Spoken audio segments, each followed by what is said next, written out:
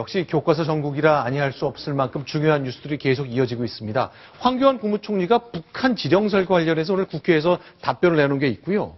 자, 김무성 대표는 자신의 아버지의 친일에 대한 공격이 이어지자 직접 친일 포항을 찾아서 아버지를 불렀습니다. 그리고 유관순 누나 교과서에서 사라졌다는데 과연 어떤 것인지, 진짜 사라졌는지, 어떤 곡절이 있는 것인지 점검해 보겠습니다.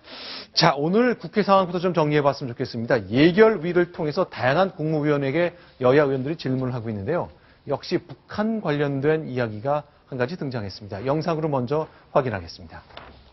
북한이 연일 교과서 문제에 대해서 남한을 공격을 하고 있습니다. 이들은 대남 공작 기관을 통해서 국정화 반대 총궐기 투쟁을 하라고 지시까지 하고 있는 것으로 알려져 있습니다. 이것은 묵과할 수 없는 일입니다. 좌파 단체에 지령을 내렸다고도 보도가 되어 있습니다. 알고 계십니까? 예, 그런 보도가 있었기 때문에 그 진위에 대해서 좀 검토를 하고 있습니다. 자, 두 가지를 좀 구분해야 될 것 같습니다. 북한이 내부적으로 자기 매체로 보도하는 건 뭐 마음대로 하는 거죠.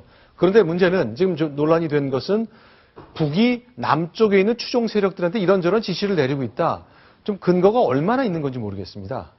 지금 현재 이 부분에 대해서는 이제 대북 소식통을 통해서 보도가 됐지만 네. 실제 공안 당국에서도 이러한 가능성에 대해서 상당히 그런 기미에 대해서 유의 있게 살펴보고 있다.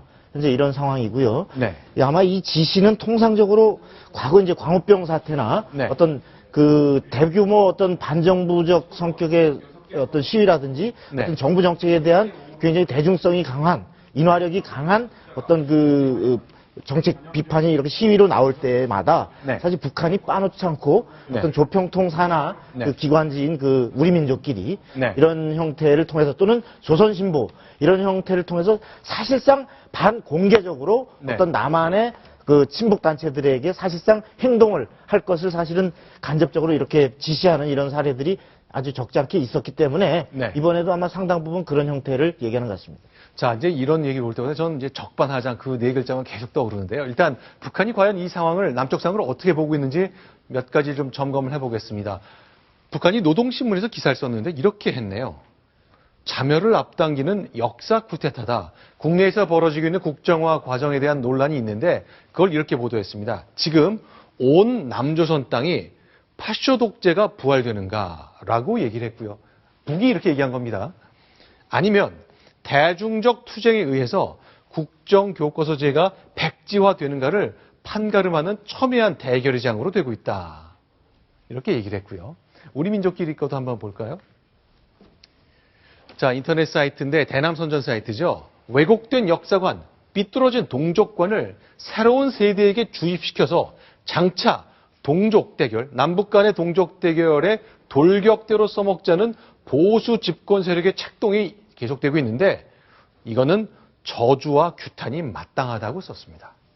지금 보면은 북한에서 이번 국정화 문제를 가지고 네. 이 보수와 진보 네. 남쪽에 있는 그 양쪽 세력 간의 갈등을 최대한 더 확대시키고 심화시키고 또 한편으로는 반정부 그런 투쟁을 좀 할 수 있는 그런 계기로 삼으려고 하는 그런 모습이 보이고 있거든요. 네. 그런데 물론 이제 정부에서 그리고 수사기관이 네. 뭐 지령을 내렸는지 안 내렸는지 그게 과연 영향을 미쳤는지 이런 것들은 조사를 해야 되겠지만 네. 이런 것들이 북한에서 내려올 때마다 오히려 그것은 현 북한이 가장 싫어하는 보수 세력 그리고 네. 집권 세력을 오히려 도와주는 결과를 낳고 있다 하는 것을 북한 정권은 잘 알아야 될 것입니다. 그런데 저도 좀 굉장히 궁금한데요. 특히 지금 상황에 이제 노동신문과 우리 민족끼리의 보도를 보고 우리의 이제 국정화를 반대하는 그룹에서 가장 가슴을 칠 일 같아요. 아, 좀 도와줘야지. 아니, 뭐, 죄송합니다. 도와줄 이유는 없습니다만. 예. 제가 좀 정정하겠습니다.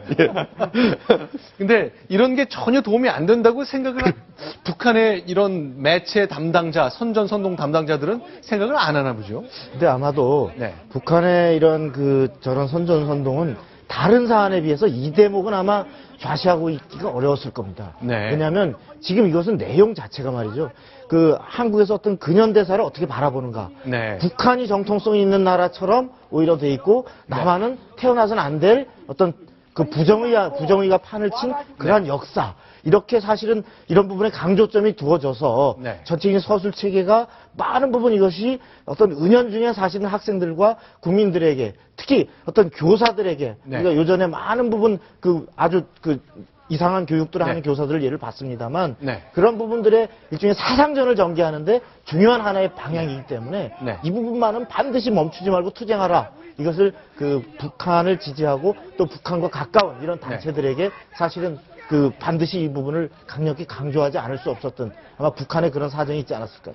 근데 북한한테도 네. 저렇게 얘기하는 게 모순이에요. 왜냐면 네. 전 세계 210여 개 국가 정도 되는 네. 나라 중에서 국정교과서제를 하고 있는 나라가 한 10여 개 국가뿐이 안 되거든요. 네. 대표적인 나라가 북한이에요. 그러니까 네. 우리 남쪽이 만약에 국정교과서제로 하자 그러면 아 우리가 하고 있는 거를 아 남쪽도 오려는 거구나. 너네 많이 와라 이렇게 원래는 해야 되는 거거든요. 네. 그걸 반대하는 거니까 자기 스스로도 모순인 거죠. 네, 이런 이제 논란이 계속 이어지는 가운데 사실은 이제 말이 삐끗할 수도 있는 거거든요. 저도 이제 방금 전에 왜 안 도와주는지 해서 좀 실수를 해서 시청자 여러분께 바로 잡았습니다만 어제 국회에서도 비슷한 상황이 하나 있었습니다.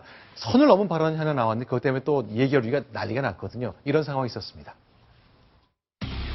저는 도대체 왜 이렇게 좌편향 교육을 기업화시키려고 우기느냐, 제가 이렇게 생각을 해봅니다. 언젠가는 적화 통일이 될 것이고 북한 체제로 통일이 될 것이고 그들의 세상이 되게 됐을 때에 바로 남한 내에서 우리 자라는 어린이들에게 미리 그런 교육을 시키겠다는 이런 무시한 누구가 아니고 어떻게 이렇게 온몸을 던져서 지금 막아내려고 하느냐 그 말입니다.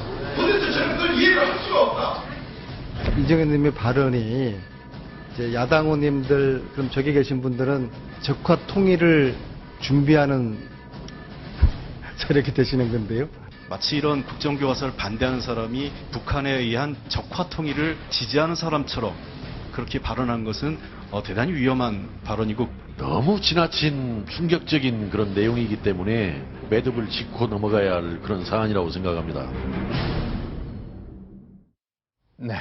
자, 이제 이정현 의원이 좀 선을 넘은 것 같은데 적화 통일 얘기를 했는데 이제 그냥 뭐 그렇게 생각하는 그룹이 사회 일각이 있을 수 있는데 정치 생명을 걸고 오라는 말을 하는 바람에 마치 현역 정치인들이 해당되는 것처럼 얘기를 한 거잖아요. 네, 그 이제 이정현 의원은 이게 논란이 돼서 야 그러면 국정화에 반대하는 뭐 한 50% 이상 60%까지 나오는 여론조사도 있었는데 네. 그 사람들이 다 무슨 적화 통일을 지지하는 사람들이냐라고 야당 의원들이 반발하니까 네. 그분에 대해서 해명을 나는 이러한 그 좌편향된 교과서를 만들어 놓고 그것을 끝까지 지키려고 하는 지필진을 네. 이렇게 지적한 것이다라고 해명은 했지만 네. 말씀하신 것처럼 거기에 보면 정치 생명을 걸고라는 표현이 네. 그러면 이 야당 의원들 이런 쪽까지도 지금 그 적화통일 지지로 공격하는 거냐라는 오해를 산 데 대해서 본인이 의원들한테 다시금 사과를 했습니다. 자, 사과를 했군요. 네, 예, 마땅히 좀 정리가 그렇게 돼야 네, 되겠죠. 오후에 속개된 회의에서 네. 사과를 했습니다. 알겠습니다.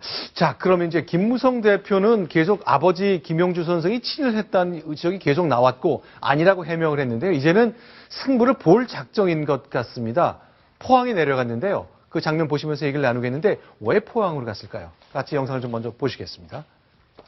저희 선친께서 이제 회사 이름을 3.1상이라고 지금 생각하면 좀 대책이 없는 사람이 이제 명문 학교가 되었는데 근데 뭐 요새 좌파들에 의해 가지고 아버지가 친일파로 매도당하는 게 내가 정치를 안 했으면 이런 일이 없었을 텐데 좀 마음이 많이 아프지만은 어떤 민족의 비극을 정쟁으로 과장, 왜곡, 비판하는 것은 참 옳지 못한 일이다 생각이 듭니다. 네, 일단 포항을 방문했는데 저기 방문한 학교가 부친이 설립한 학교죠. 포항에는 영흥초등학교인데 분명히 논점은 분명히 해야 될 것 같습니다. 저렇게 아니라고 설명을 하지만 뭔가 객관적 자료를 통해 깔끔하게 정리된 건 아니죠, 아직. 예. 지금 현재 김무성 대표가 네. 아버지의 친일 행적 논란에 대해서 이렇게 네. 95쪽에 걸쳐가지고 자세히 네. 자료를 냈습니다. 애국적 활동 사례만 22가지를 쭉 네. 써가지고 이렇게 자세히 내놨는데요. 네. 제가 보기에는 아마 네.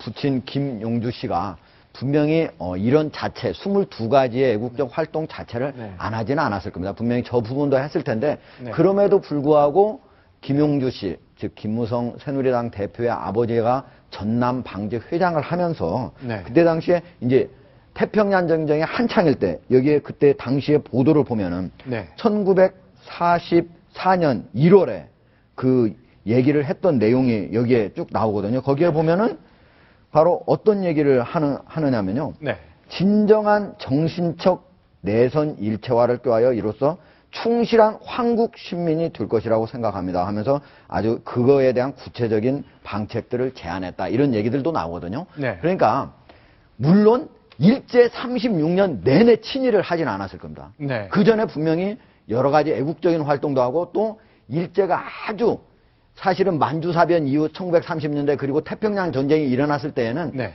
아주 그 우리 민족을 매우 특히 기업인들한테 한해서는 네. 협조를 하지 않으면 기업 활동 자체를 할 수가 없었던 시기거든요. 그렇죠. 그런 때 친일 행적이 있는 것 같지도 모두 다 만약에 부인한다면 그거는 또 너무한 거 아닌가 네. 이런 생각을 합니다. 그러니까 100% 친일이다, 100% 아니다라고 말하기가 좀 어려운 상황이고 또 과거 일들이라 일일이 정확하게 근거를 참 대기도 쉽지 않기 때문에 애매모호한 싸움이 계속될 가능성이 많아 보이네요. 그렇죠. 예, 이러한 싸움은 아마 김무성 대표가 차기 대권 주자로서의 입지가 굳어지면 굳어질수록 네. 그 반대하는 쪽에서는 아마 이 부분에 대한 공격이 거세질 겁니다. 네. 그 뭐 연좌제다 이런 비판이 있음에도 불구하고 아마 대선 국면에 가까이 간다면 공격이 거세질 텐데 문제는 아까 얘기했듯이 중일 전쟁 전에 37년 이전까지는 많은 부분 이른바 민족 자본을 일으키고 민족 교육을 일으킨 분들이 네. 사실은 저렇게 어떤 추앙받고 어떤 많은 부분 보도도 사실 남아 있습니다만 네. 동아일보에도 사실 보도된 바가 있는데 그렇죠. 저렇게 어떤 애쓴 부분들이 긍정적으로 평가되지만 37년, 8년 넘어가고 아까 중일전쟁 넘고 태평양 전쟁 건너가면 일제의 어떤 그 강압이라는 것이 이루 말할 수 없이 공인일수록 어떤 네. 기업 활동, 교육 활동을 존재하고 또 문인 활동 이렇게 하면 할수록 그 부분들을 강력하게 전시동원 체제에 편입시키기 때문에 네. 그때 많은 부분 특히 그 기관지인 그 일본의 그 기관지인 총독부 기관지인 매일신보가 네. 많은 부분 그분들의 이름을 갖다가 꽂아놓으면서 어떤 선전 활동에 이용했기 때문에 네. 그 부분에 대해서 적극적 친일로 볼 것이냐 그 당시에 불가피했던 것으로 볼 것이냐에 대한 논쟁으로까지도 아마 상당히 복잡하게 얽힐 것으로 예상됩니다. 네, 알겠습니다. 자, 그러면 이제 김무성 대표가 각종 활동을 하면서 굉장히 많은 장면을 좀 연출하고 있는데 어제 상으로 잠깐 있었던 일을 좀 소개해드렸으면 좋겠습니다. 저희 뉴스탑10이 그 4대강의 지천 연결 사업 관련해서 그동안 집중 보도해드렸는데 어제 충남을 방문해서 안희정 지사를 만났잖아요. 여야가 없다. 가뭄 앞에선 여야가 없단 말을 했는데 그 장면으로 잠깐 돌아가 보겠습니다. 에 대한 여론이 나빠져가지고 그 이후에 2차 사업 이제 지천 지원을 권해드립니다. 대표님께서 많이 좀 응원해 주십시오. 예, 최선 다하겠습니다. 4대강 사업 정치 공방에 우리가 말릴 일이 아니고 여야 없이 서로 협조해야 될 일이다 하는 데 대해서 안희정 지사도 동의를 갖다 했습니다. 네, 바닥을 드러난 보령댐 그 바닥을 보고 있는데 그렇죠. 조개가 저기 있네요. 조개죠. 알겠습니다. 자, 박성훈 의원, 이제 4대강이라는 게 너무 정치화돼서 이명박 대통령의 도장이 너무 깊게 박혀 있어서 친박 진영도 별로 안 좋아하고 야당도 안 좋아하고 그래서 그동안 여러 가지 저평가된 측면이 있었습니다만 어쨌건 충남 가뭄을 계기로 안희정 지사와 김무성 대표가 의견을 모으는 것 같네요. 네.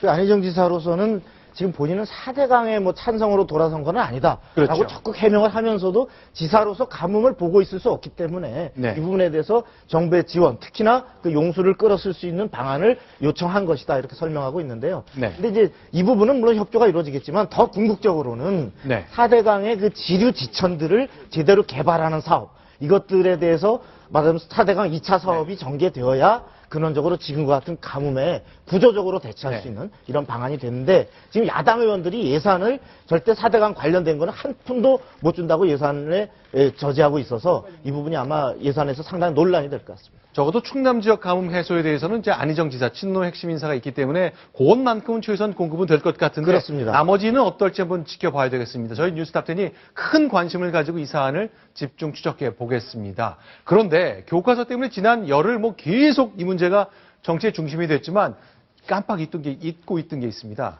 내년 총선을 거치면서 여권의 대권 후보 경쟁이 계속 이어지고 있는데요. 김문수 전 경기도지사가 최근 들어서 강하게 자신의 정치적 성향을 강조하고 있습니다.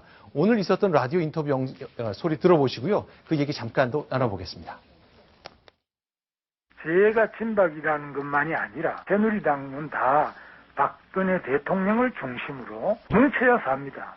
중국은 시진핑을 중심으로, 북한 같은 경우도 김정은을 중심으로 뭉쳐야 그 나라가 살아나가지. 우리 새누리당 들어오고 난 다음에 2년간 저 같은 생각을 가지고 있습니다.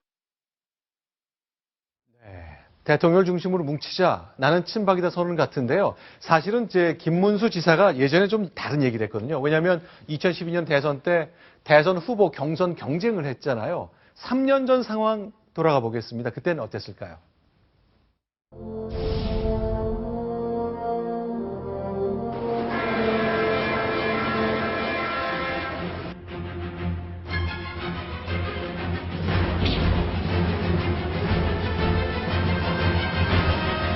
독신주를 한다고 제가 말씀드립니다만 원래 해야 될 말을 분명치 안 하게 하시기 때문에 박심의 뜻이 뭐냐, 해석과 독심을 위주로 하는 정당은 민주정당이라고 할 수 없습니다.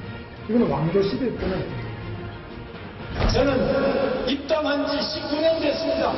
우리 박근혜 후보보다도 4년 빨리 입당했습니다. 저는 한 번도 탈당한 적이 없습니다.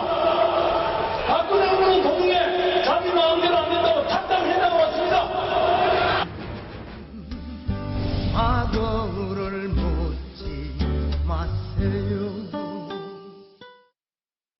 네, 정치인의 변신은 무죄입니까? 어떻습니까? 지금 보니까 상당히 비교적 그렇게 강도가 높지 않은 것들을 뽑아오셨는데 실제로 저 때 경선 때 보면요. 그 최태민 목사, 그 박근혜 대통령과 뭐 관계가 뭐 어쩌다 의혹이 제기됐던 이런 그 최태민 목사의 그 사진까지 막 그딴에 등장을 시키고 또 박정희 대통령이 군복 입고 5.16 했을 직후에 말하자면 군사 독재 이미지 그거를 또 막 띄우고 해서 사실 그 경선 때의 그 이미지로 김문수 지사와의 앙금이 지금까지도 박근혜 대통령으로서는 풀리지 않았다 이런 얘기가 있을 정도로 아주 격하게 그 대립을 했었어요. 그때. 네. 자, 이제 시절은 바뀌었고 이제 경북을 중심으로 출마해서 대권에 도전하던 김문수 전 지사. 어쨌건 나는 이제 친박이라고 선언을 했으니까 과연 앞으로 어떻게 흘러갈지도 지켜봐야 될 것 같습니다. 교과서 얘기 한 가지만 더 해보겠습니다. 요즘에 나오는 것 중에 하나가 유관순 논쟁인데요. 자, 우리 유관순 열사가 고등학교 국사교과서에 왜 등장하지 않느냐? 무슨 소리냐? 등장한다. 이런 논란이 많습니다. 정부에서 만든 홍보 동영상 먼저 보시고 얘기 나눠보겠습니다. 뜻을 굽히지 않았습니다. 나는 당신을 모릅니다. 박근혜 대통령과 김일성 대통령은 유관순 열사는 다루지 않고 있다고 대한민국의 정통성을 부정한다고. 교육부에서 유관순은 없다 하는 홍보 광고를 했지 않습니까? 그건 명백한 대국민 사기극이었죠. 모든 교과서에 다 나오고 있고요. 사실관계 확인부터 먼저 해봐야 되겠습니다. 자, 우리 8종의 고등학교 국사교과서가 있는데 유관순 열사가 다 나오나요?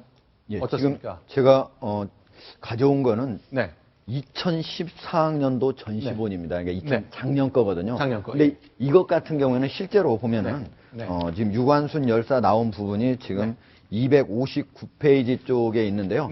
여기에 바로 3.1 운동에 대해서 쭉 쓰는데 1912년 3월 1일 손병희, 이승훈, 한용운 등 하고 쭉 나오는데요.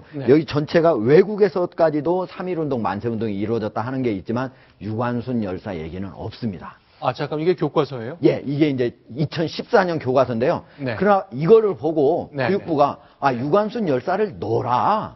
그러니까 2015년에는 다시 넣었습니다. 현재는 나오는 겁니다. 아, 그러니까 야당 얘기처럼 사실관계 바로 잡자. 유관순 열사는 8종 모두 들어있다. 그거는 야당 얘기가 많네요. 그러나 작년에 좀 빠져 있었다 그 얘기네요. 예. 자, 그러면 이제 작년 거 보니까 네, 8종 중에 이제 몇 군데에서는 간략하게 언급을 했고 몇 군데는 빠졌고 결국 교육부가 안내를 하니까 이제 모두 언급하게 됐다. 근데 왜 유관순 열사가 저희는 어렸을 때 배울 때는 3.1운동에 아주 깊숙이 참여해서 희생을 당한 열사로 기억을 했는데 왜 논쟁이 드는지 의아해하는 분들이 많습니다. 왜 그런 거죠? 실제로 이제 여기에 왜 고등학교 거에 없느냐 하는 네. 거에 대해서 얘기를 하시는 분들은 네. 초중학교, 특히 초등학교에도 거기는 이제 국정교과서인데 거기에 이미 다 자세히 나오기 때문에 네. 고등학교에서 전체적으로 언급을 하지 않았다 이렇게 얘기를 하지만은 고등학교 제가 한번 자료를 이렇게 보면은요. 지금 여기에 보면은 네. 거기에 지금 금성출판사 같은 경우에 네. 지금 서대문 형무소를 소개를 하면서 간단하게 김구, 안창호, 유관순, 한용원 등도 요새 옥구를 치렀다 하니까 사실은 3.1운동, 만세운동의 가장 대표적인 한 분인 유관순 여사에 대해서는 자세히는 쓰지 않은 거죠. 이름이 한번 언급이 되는 거예요. 예, 그 정도로 지금 되어 있는 거죠. 네. 그리고 저희 미래인의 270쪽에도 보면은 3.1운동 당시에 18살로 지금 고교생 또래다. 저렇게만 얘기를 하면은 얼마나 그때 당시에 주도적인 역할을 했는지를 잘 모르는데요. 네. 제가 전체적으로 한번 이 최근 역사서를 이렇게 봤는데요. 네. 보면은 여기에 보면은 친일 반민족 행위자 그들은 누구인가 이게 하나의 단원입니다. 네. 근데 저희 같은 경우에는 네. 친일 반민족 행위자가 누구인지에 대해서 자세히 배우지를 않았거든요. 네. 여기에 나오는 대표적으로 세 사람이 나오는데요. 네. 박재순, 노덕술 이런 사람들은 친일 반민족 행위자인지 금방 알 수가 있습니다. 그런데 우리 같은 경우는 전혀 이광수에 대해서는 배우질 않았습니다. 네. 근데 여기에는 어떻게 나오냐면 이광수 씨가 1940년대 그러니까 가장 일제가 아주 극악한 그런 식민지 지배를 할 때인데요. 네. 그때 당시에 뭐라고 얘기를 했다고 나오냐면요. 나는 조선인인 것을 잊어야 한다. 네. 기억할 필요가 없다. 과거에는 조선 식민이 되기에 넉넉한 정도면 그 정도면 됐겠다고 했지만 지금은 완전히 조선이라는 걸 잊어버려야 한다. 이런 얘기를 한 것이 보도가 된 게 있는데요. 이런 것들이 과연 친일 행정 이거를 전혀 안 쓰는 게 맞는 것인가? 이 부분은 학자들 사이에 다시 한번 논란이 있고 그거를 네. 논의를 해서 해야 되는 거지. 네. 그거를 정부가 정해서 해야 되는 것은 아니지 않느냐 이런 생각을 합니다. 과연 지금 이제 거민정 체제에서 유관순 열사를 잘 다루지 않았다면 과거의 국정교과서 시절에는 그럼 유관순 열사가 고등학교, 중학교 교과서에 나오느냐? 아마 네. 이게 많이들 궁금하실 텐데 네. 조사를 해봤습니다. 네. 총 14번, 그러니까 7차 교육과정까지 있었으니까 중학교 7권, 고등학교 7권의 역사 교과서 중에 7차, 그러니까 맨 마지막 국정교과서를 보면 중학교 교과서에는 나옵니다. 사진도 나오고 유관순 열사에 대해서 자세한 설명이 나오지만 네. 고등학교 교과서에서는 아예 안 나옵니다. 네. 그러니까 과거의 국정교과서 시절이라고 해서 유관순 열사를 아주 자세히 다루고 거민정 체제라고 빼고 이건 아니라는 그 사실은 지금 알려드릴 수 있습니다. 자, 이제 그동안 이제 저희가 상식적으로 할 때는 유관순 열사의 역할 같은 게 이제 중요하게 평가됐지만 이제 진보 진영에서는 이게 친일파가 만든 허상이다라고 얘기하는 주장도 피기 때문에 아마 왜 빠지면 안 되는지에 대한 강조가 좀 유독 많이 나오는 것 같습니다. 자, 이렇게 좀 정리를 해봤고요. 다음 소식으로 넘어가겠습니다. 순위 확인합니다.